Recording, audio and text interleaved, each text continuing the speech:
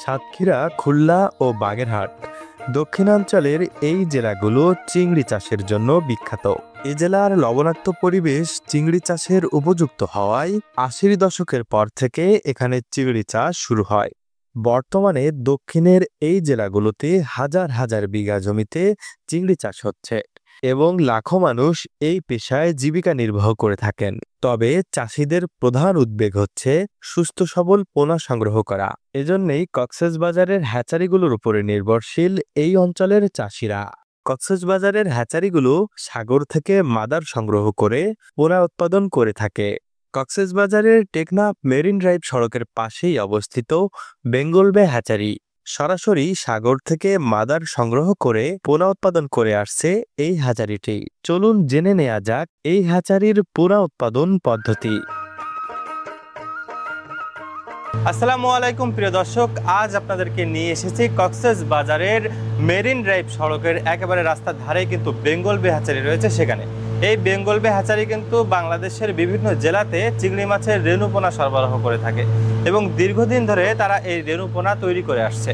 আজ আপনাদেরকে দেখানোর চেষ্টা করব কিভাবে তারা এই রেণুপোনা তৈরি করে সারা বাংলাদেশের বিশেষ করে লবণাক্ত এলাকার চাষিদের জন্য রেণুপোনা তৈরি করে থাকে সেই গল্প। দেখতে থাকুন আমাদের আজকের নতুন পর্বটি।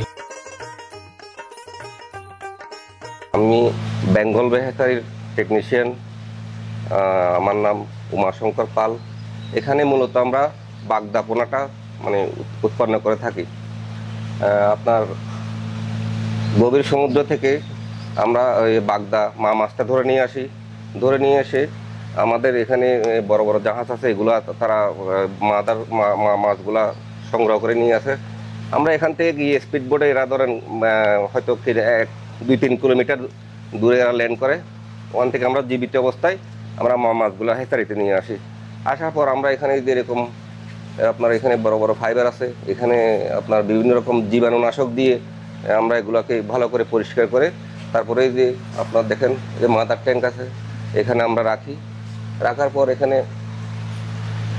পর এখানে বিভিন্ন প্রক্রিয়ার মাধ্যমে আমরা ওই মাছগুলোকে, যেগুলো ডিমওয়ালা মাছ, এগুলো আমরা আলাদা করি। আলাদা করার পর এগুলো যখন রাত্রেবেলা ডিম ছাড়ে তখন আমরা ডিমগুলা কালেক্ট করে অন্য জায়গায় নিয়ে রাখি। ওখানে আমরা টেম্পারেচার একটা নির্দিষ্ট একটা পরিমাণ টেম্পারেচারের মধ্যে রাখার পর যখন আমরা নাড়া দিব, এই যে অক্সিজেন আছে, বয়লার লাইন আছে, এগুলো দিয়ে যখন আমরা নাড়া দিব তখন ডিমগুলো ফুটবে। ফোটার পর আমরা ডিমগুলো ফোটার পর এগুলো যখন ডিম থেকে নকলি হয়ে যাবে তখন নকলিগুলো আমরা এর পরের দিন আবার কালেক্ট করব। কালেক্ট করে ধরেন আমাদের 20 টন 30 টন বিভিন্ন সাইজের ট্যাঙ্ক আছে। ট্যাঙ্কগুলোতে আমরা একটা নির্দিষ্ট ডেন্সিটি দিয়ে ওখানে আবার স্টক করব। করার পর স্টকিং ডেট টু আপনার 24 থেকে 25 দিন পর এগুলো নার্সিংয়ের পরে আপনার ডেলিভারি উপযোগী যখন হবে তখন এগুলো আমরা সাতক্ষীরা, খুলনা, বাগেরহাট, টেকনাফ, আপনার মহেশখালী, কুতুবদিয়া এইসব জায়গায় আমরা বিক্রি করব।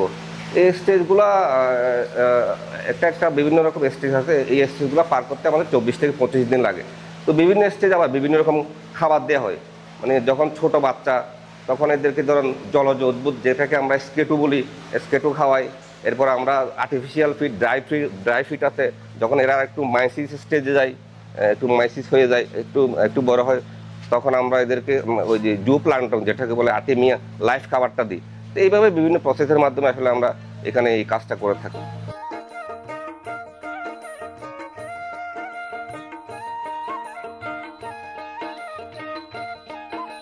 এটা ধরেন এটার বয়স হবে 6 দিন, 24-25 দিনের মধ্যে এটার বয়স 6 দিন বলা যায়, 5 দিন 6 দিন বলা যায় আর কি।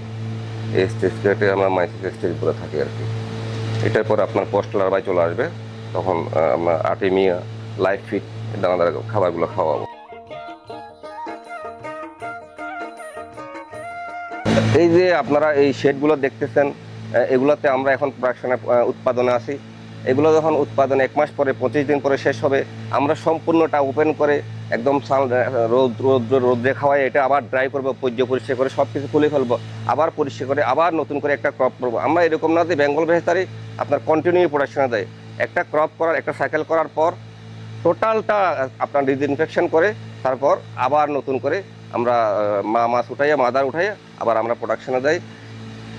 এইভাবেই আমরা মানে সারা বছর প্রোডাকশনটা কন্টিনিউ করি। এখানে 2 মাস, বছরে 2 মাস ব্যান পিরিয়ড থাকে।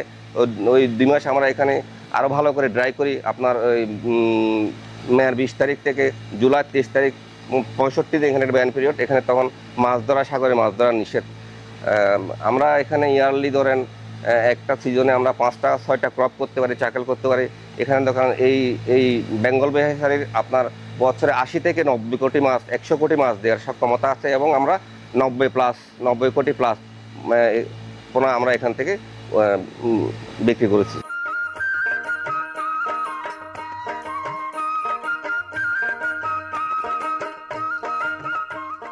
এই যে আপনারা দেখতেছেন এই পানিটা, এখানে আমরা অক্সিজেন দিয়ে, এখানে আমরা ব্লিচিংয়ের মাধ্যমে পানিটা পরিশোধন করতেছি।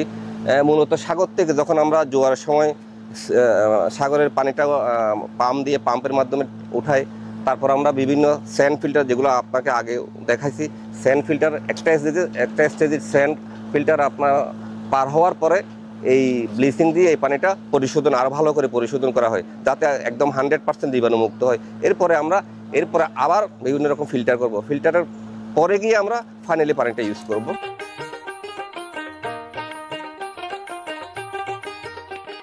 জুম করে দেখাইতে পারেন, এটাকে মূলত আমরা ফাইটোপ্লাঙ্কটন বলি, জলজ উদ্ভিদ। এটা যখন ডিম ফোটার পর যখন আসলে বাচ্চাটা খুব ছোট থাকে, তখন আমরা এই শেওলাটা খাওয়াইয়া থাকি। এটা আমাদের স্লো স্যান্ড ফিল্টার। এই ফিল্টারটার মাধ্যমে আমরা সাগর থেকে যেটা পানিটা প্রথমে জোয়ারের সময় টাইনে উঠাবো, এটা এখানে এসে আমরা বিভিন্ন স্টেজে পরিশোধন করব। এটা স্যান্ড ফিল্টার আছে, আপনার ইউবি আছে, আপনার কাটেজ ফিল্টার আছে, তারপর আমরা ক্লোরিন ট্রিটমেন্ট করি।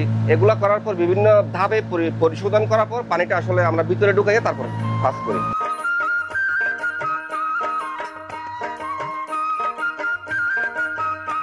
এগুলা ইউবি মানে আলট্রাভায়োলেট ফিল্টার, এগুলো দিয়ে পানি পরিশোধন করা হয়। এটাও কাটেজ ফিল্টার। এর ভিতরে ক্যান্ডেল থাকে, 1 মাইক্রন 5 মাইক্রনের ক্যান্ডেল থাকে। এগুলো দিয়ে আমরা পানিটা পরিশোধন করে তারপর ভিতরে নিয়ে কাজ করি।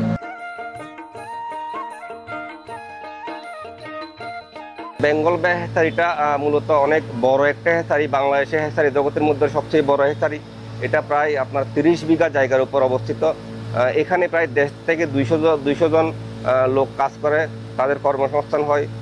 এখান থেকে আমরা বাইরে থেকে যত আধুনিক প্রযুক্তি আসে, আমরা সবার আগে চেষ্টা করি ওই প্রযুক্তিটা গ্রহণ করে এটা এখানে ব্যবহার করে সবচেয়ে ভালো মানের পোনাটা এখানে তৈরি করে, জীবাণুমুক্ত, রোগবালাইমুক্ত পোনাটা তৈরি করে আমরা চাষিদের হাতে দেওয়ার জন্য।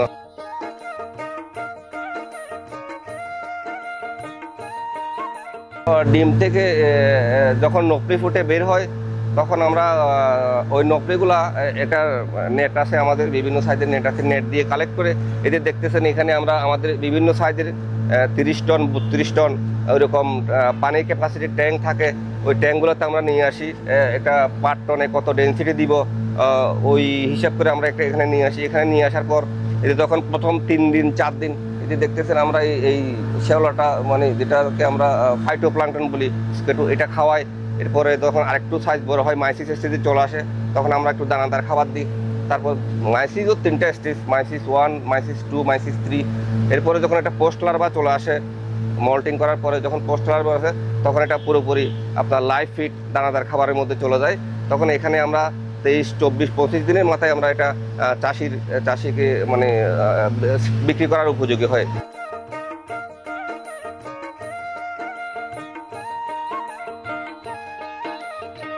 যে পোনাগুলো আপনারা কিনে আপনাদের অনেক পরিশ্রমের টাকায় আপনারা ঘের করে ও চাষ করেন, আমি সব চাষি ভাইদেরকে বলবো, আপনারা পোনাগুলো যখন নিবেন তখন কোন হ্যাচারি থেকে নিচ্ছেন, ওই হ্যাচারির মাদার সোর্সটা কোথায়, ওই হ্যাচারিতে প্রোডাকশন সিস্টেমটা কীরকম, এগুলো দেখে আপনারা জেনে আপনার নিজের ঘেরটা পরিষ্কার করে রেডি করে তারপর পোনাটা ছাড়লে আমার মনে হয় ভালো একটা ফলন চাষিরা পেতে পারে।